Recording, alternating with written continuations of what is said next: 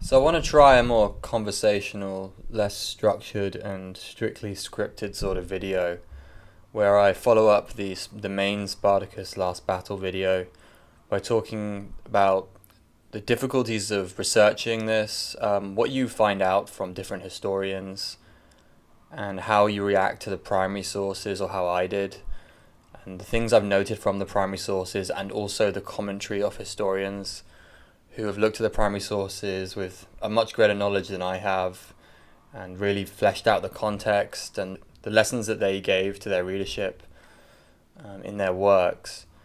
So I'll start with the primary sources. The most important note that we have on the primary sources, and what you should always remember, is that we aren't dealing with contemporary primary sources. So the closest two writers to the time who wrote about this, as far as we're aware, were Livy and Sallust. And then there is brief mentions and references in Cicero's writings that have passed down to us. Cicero, though, was not writing a history. We know what he wrote from speeches and correspondence, essentially.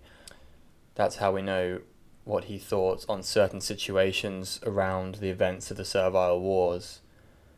But we really don't have anything left of the two major ones in Livy and Sallust. They have not come down to us in anything other than fragmented pieces of their writings.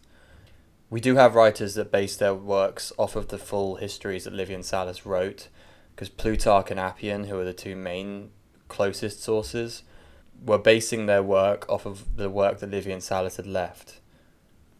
The other big note is that Spartacus was not the focus for the writers, okay, for the Roman writers.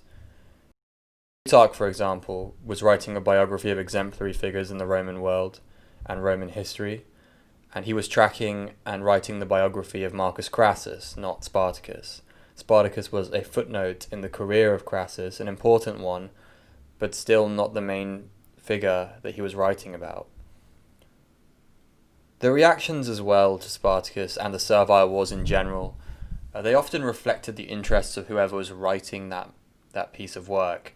So with Cicero's comments and correspondence, and also with Livy as well, this has been highlighted, they were both part of the landowning elite, and their backgrounds were the rural landowning elite.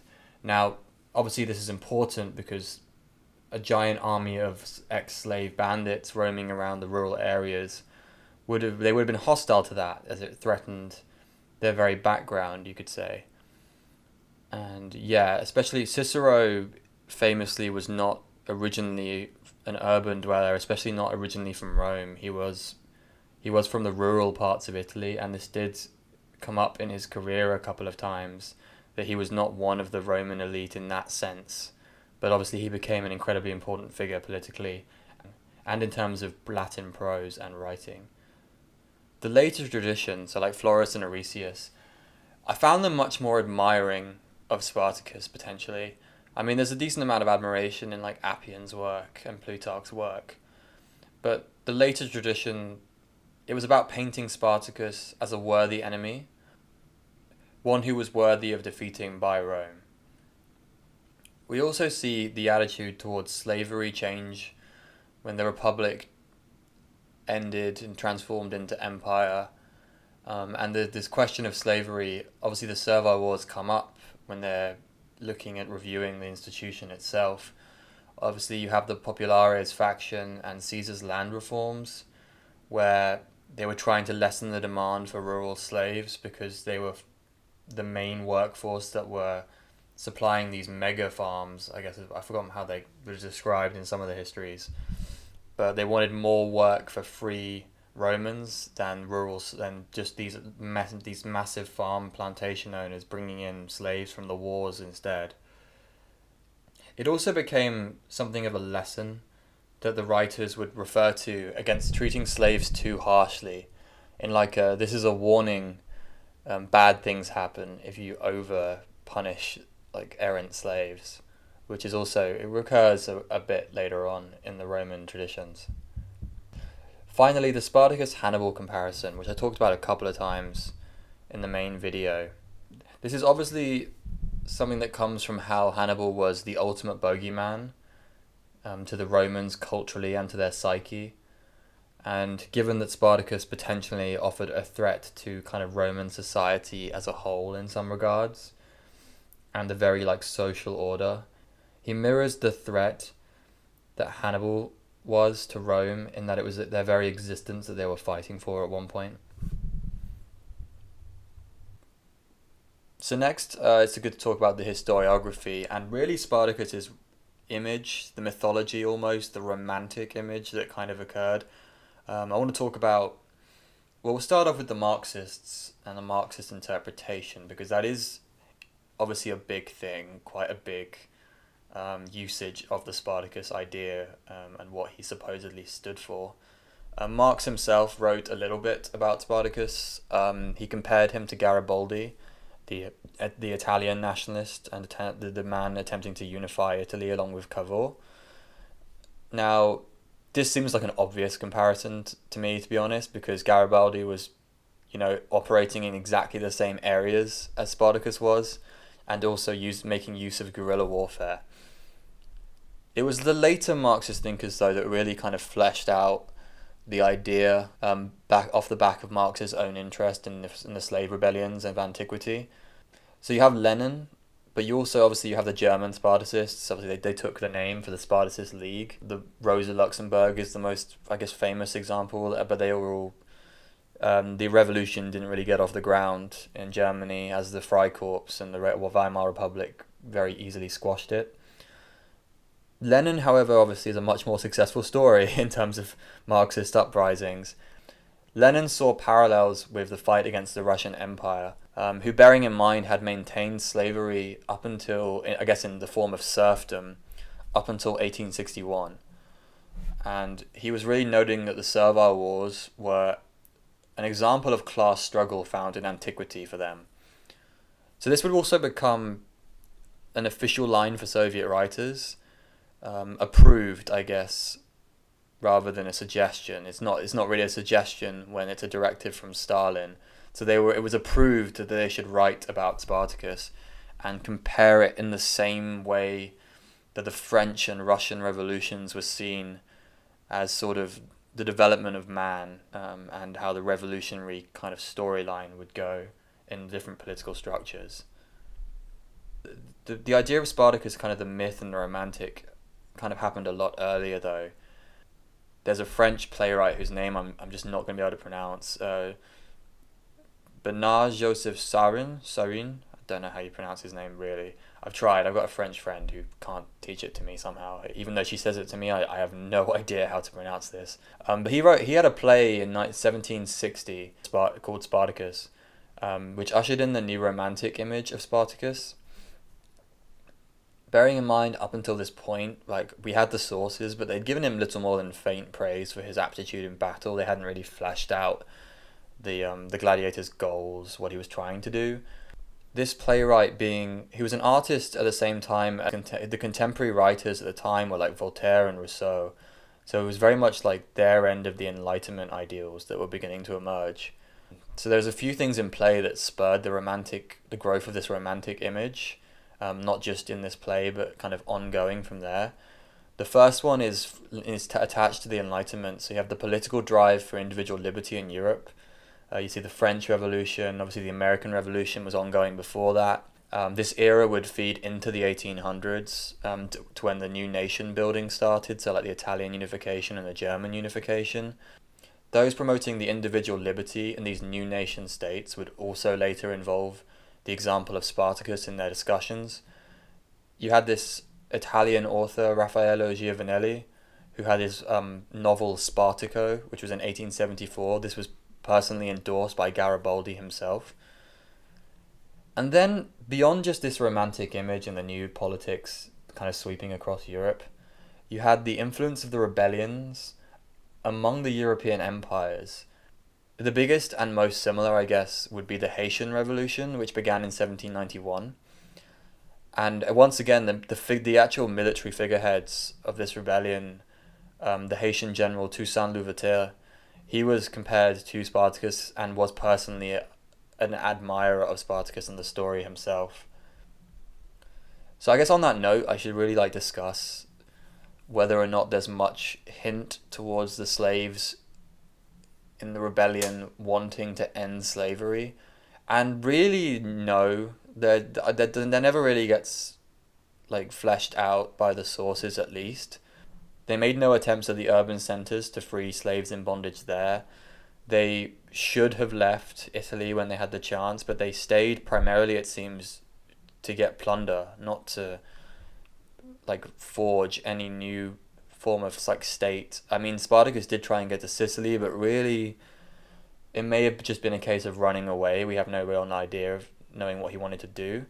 So, yeah, I mean, not so much. I believe that they were looking to end slavery in the Roman institution. Doesn't seem very likely.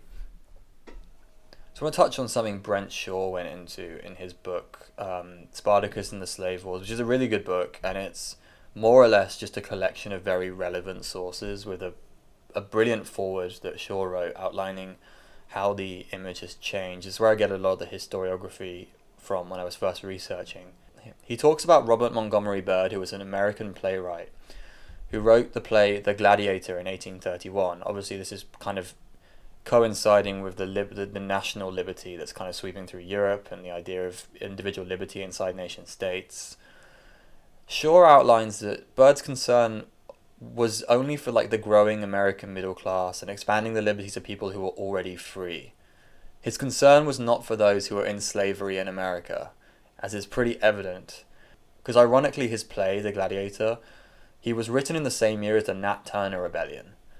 And Bird wrote very dismissively of the slaves involved in that, characterizing them as little more than violent criminals whose protest against their station was an immoral act. Which, sounds a fair amount like the Romans, which is, yeah, fairly ironic. So with Barry Strauss's book as well, which is obviously the main book I really read as background once I'd got through the sources, another great, he really fleshes out the history so well. It's just using, with a lack of sources, you have to go to other places to flesh out the history and just sort of make educated guesses. He does play a lot of hypotheticals, but it's worth reading. He talks about Howard Fast, the guy. He wrote the novel for the Kubrick film in 1960. He was an American communist who served time. He was an American communist who served jail time in the McCarthy era. So I could play hypothetical there and suggest maybe he wrote the novel in sort of an anti-McCarthyist reaction, potentially. Or at least that was potentially the underlying current for the film that was created. But Strauss also goes into like the more liberal people, not the communists, I guess, who admired the rebellion. He goes into more detail about Voltaire, and Voltaire apparently described it as perhaps the only just war in history. A nice example I like as well is Ronald Reagan cited it as an example of sacrifice and struggle for doing the right thing. Spartacus has been admired by many, many people across the political spectrum. A kind of final note, I guess, on how Spartacus' image has been seen following like the 1960s, where obviously you have the great Stanley Kubrick film with Kirk Douglas playing Spartacus in 1960. It's an absolute classic. If you haven't seen it, I recommend you go watch it. It still holds up to this day in some regards, though it is obviously a very dated film, but anything by Kubrick is really worth a go.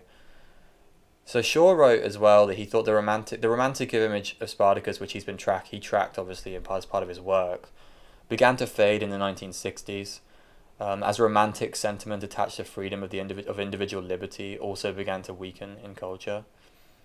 So that's an interesting thought, I guess, as society became a bit more like cynical and, I guess, critical. This idea of Spartacus as purely a romantic image faded.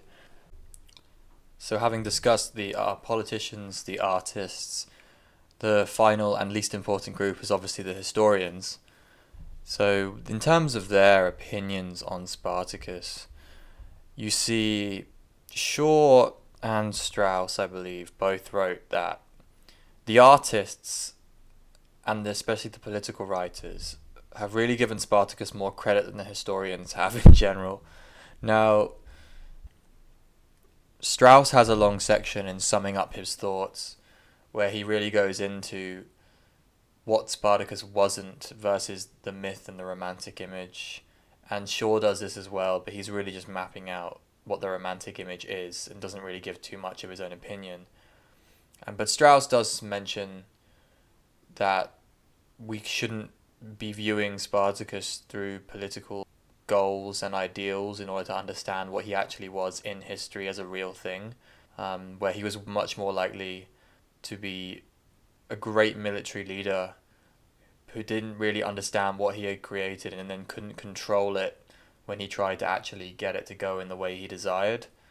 The wiser choices like leaving the Alps and not continuously pissing off Rome until they eventually trap you and destroy you. I guess it's noticeable that in the 1800s, Theodore Mommsen, who's a Nobel Prize winning classicist, wasn't particularly enamored with the rebels quite clearly in his writings, noting they were basically a bunch of brigands, and he refers to Spartacus as essentially a brigand captain, and that the slaves had a barbarous manner and the main desire was vengeance. He wasn't really getting hung up on this romantic notion that they were fighting for class struggle in ancient Rome. And I think Strauss kind of agrees with this, that there's not much evidence to suggest the romantic political ideals that a lot of people have attributed to Spartacus. And I do agree with this as well. You have to have a really deep understanding of kind of the context of Roman history and what these people would have grown up with and what they would have known all their lives to really understand what the true motives were. But yeah, no doubt they were trying to escape horrific slavery conditions as well. It just didn't seem like they were trying to destroy the system, more likely just enjoy their freedom and roam around Italy, especially the men who disobeyed or fought against what Spartacus wanted personally. But yeah, that's essentially my thoughts on the matter. So thank you for listening to me ramble yet again. And yeah, until next time, farewell.